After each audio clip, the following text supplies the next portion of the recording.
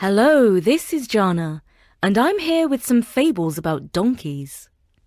Now, I'm sure you'll agree that donkeys are very lovable creatures. They have oversized heads, soft noses, sad eyes, and ears that are a bit like rabbits. Who couldn't love a donkey? But in stories, donkeys are often stubborn. Maybe it's a bit unfair, but it's the way stories are.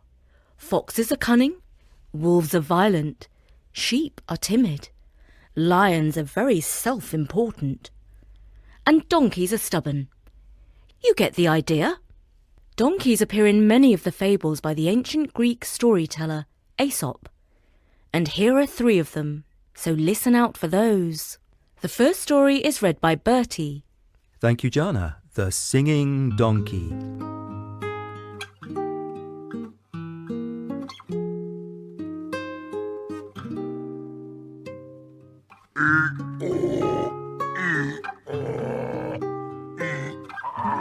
One day, a donkey was nibbling on some green grass in the field. The sun was shining in the sky, and the donkey's big ears were filled with the delightful sound of grasshoppers. The grasshoppers rubbed their legs together and sang their tiny hearts out. The donkey felt light and merry and exclaimed, "Oh, what delicious grass! What a delightful day! What wonderful music! How amazing it feels to be alive on a day like this!" Of course, although he was happy, his eyes still looked sad. Donkeys can't help looking like that. Anyway, the donkey did a little dance and swished his tail. "You know what?" he said. "If I could sing like those grasshoppers over there, I would never feel sad, and I would always be merry. Even when I'm carrying a heavy load, I could sing to myself and be happy." So he worked up the courage to go over to the grasshoppers and speak to them about their music. "Excuse me, dear creatures," he said. "I hope you don't mind me interrupting your performance. I'm your biggest fan. I love your music, and I go to all of your concerts." No problem at all, said the lead singer of the Grasshoppers. "Flattery will get you everywhere." "Oh, good," said the donkey, "because I have a little request." "Oh, sorry, we don't do requests.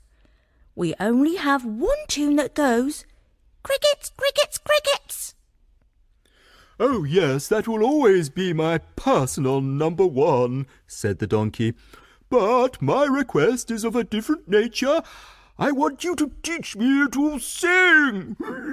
"Oh, certainly," said the grasshopper. "The more who can sing, the merrier. Try this. Do, re, mi, fa, sol, la, ti." The donkey tried.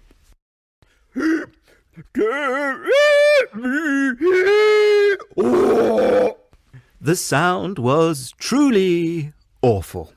All the baby grasshoppers were terrified and went to hide in the bushes.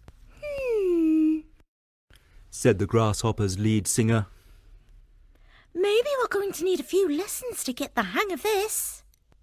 "Oh, yes, I will never give up. People say I'm super stubborn. It's my best feature. Or..."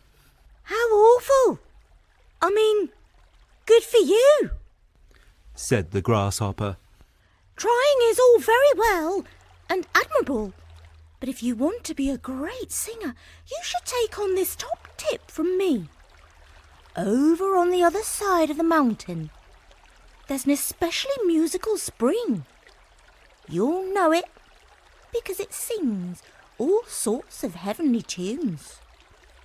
If you go and drink from that spring, your voice will be 10 times better. all the top singers drink from it. But don't tell anyone, because it's a secret spring. Oh, thank you. The donkey left the lush green field and headed off round the mountain in search of the musical spring that could help him to sing beautifully. Of course, he never found it because it didn't exist, but he kept on looking for evermore. Every now and then he stopped to sing for various creatures, but none of them appreciated his art. And so the poor old donkey never made a successful career as a singer, however much he tried. And the moral of the story is, the laws of nature are unchangeable.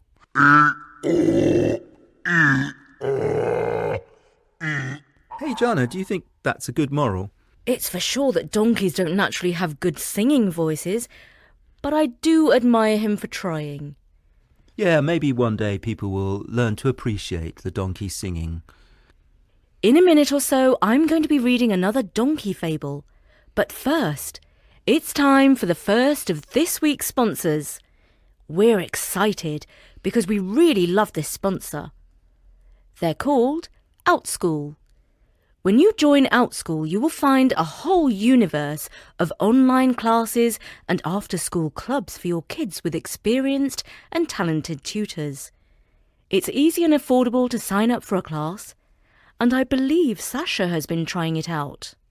Yes, my 11-year-old son Sasha has just taken an OutSchool class called Let's Draw Birds Step-by-Step Pencil Sketching Club. And he really did love it. He's very much into drawing, and he does already have his own personal tutor who is good but expensive. The OutSchool lesson is much more affordable. He was in a class of 5 kids and the teacher spent an hour with them online drawing a flamingo. All the results were great. There were 5 beautiful flamingos at the end of it. And most importantly of all, Sasha says he really wants to do the class next week too. That's great. I'd like to try this out for Sophie. OutSchool is a high-quality and affordable way to book an hour of educational time for your kids. There's loads of choice, from maths, history, acting, writing, anything you can think of. You can get one-to-one lessons if you want, or you can join a class. We really recommend it. I'm giving my child a gift that's going to last a lifetime, and you can too. To learn more about all OutSchool has to offer and to save $15 off your child's first class, go to outschool.com/storynori. That's OUTSCHOOL.com/storynori to save $15 off your child's first class. outschool.com/storynori. What a brilliant sponsor for Storynori. Yes, we love OutSchool, so do use our special offer. OK, on with the next fable about a donkey, which Jana is going to read.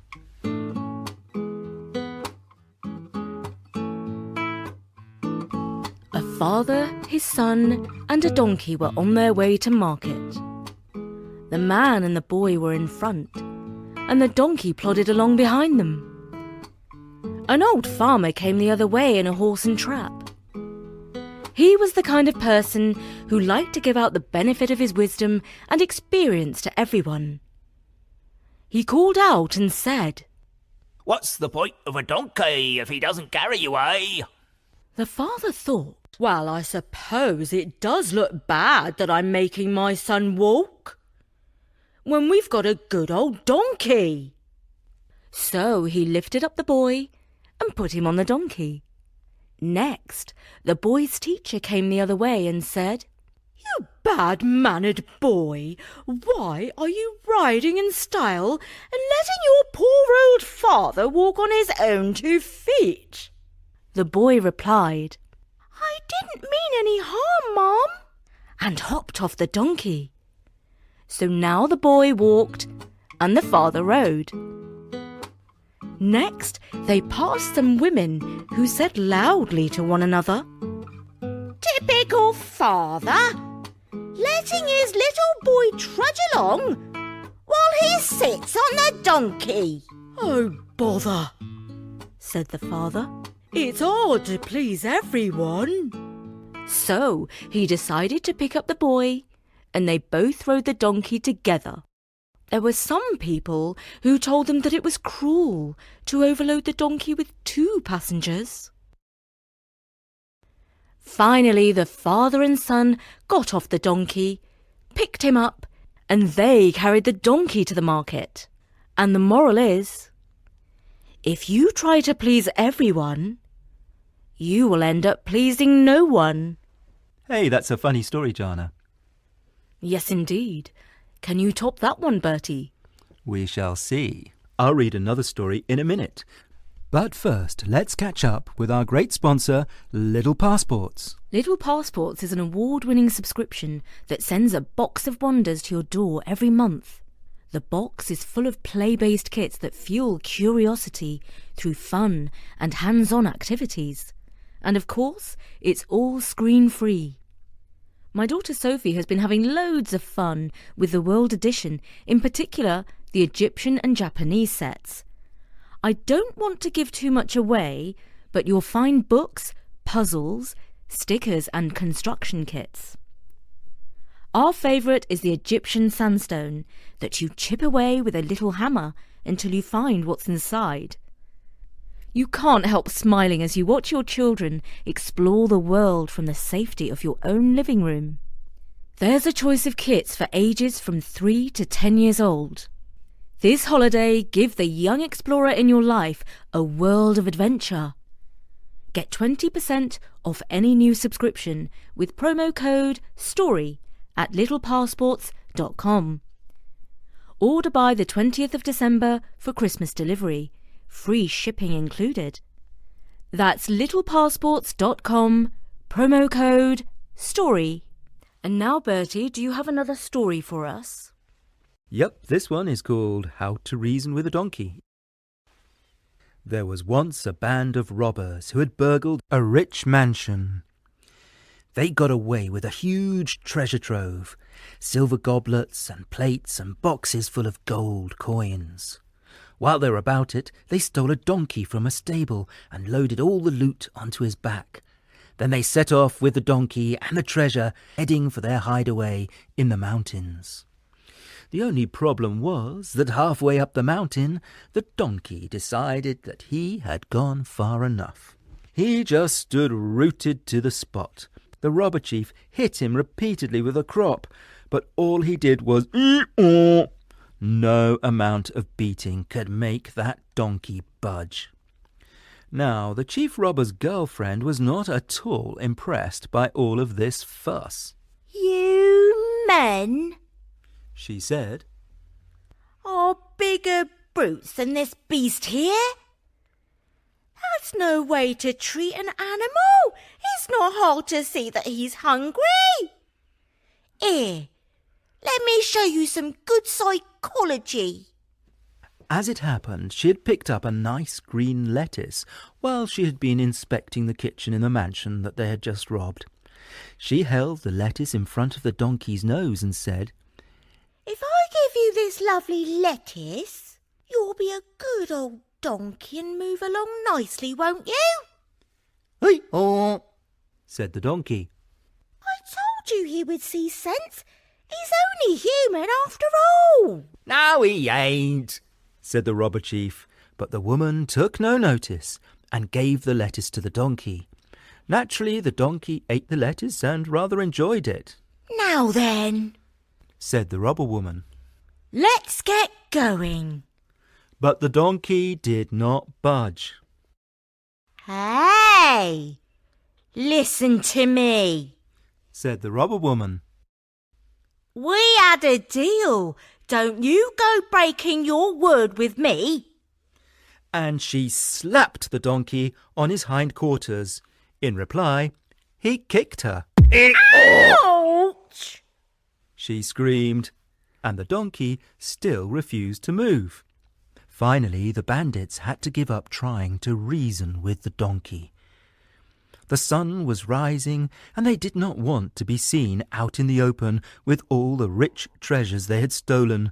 So they unloaded the donkey and carried the loot to their hideaway themselves. And the moral is, if you try to reason with a donkey, you must be even stupider than the donkey. And that's the fable called How to Reason with a Donkey. So, what was your favourite story? Let us know. Did you like the singing donkey? Or the donkey story about the boy and his dad who ended up carrying the donkey? Or the story I've just read called How to Reason with a Donkey? If there's one way you could let us know is to leave a comment somewhere like Apple Podcasts. For now, from me, Jana, and Bertie. And don't forget to support our wonderful sponsors, Little Passports and Outschool. Thank you very much for listening to Story Nori. You can get us wherever you listen to podcasts, except possibly on Google Assistant, which is rubbish because it can't play the right Story Nori feed. But all the others are great. And thank you so much. Drop by at storynori.com soon. For now, from me, Bertie, and From me, Jana. bye for now.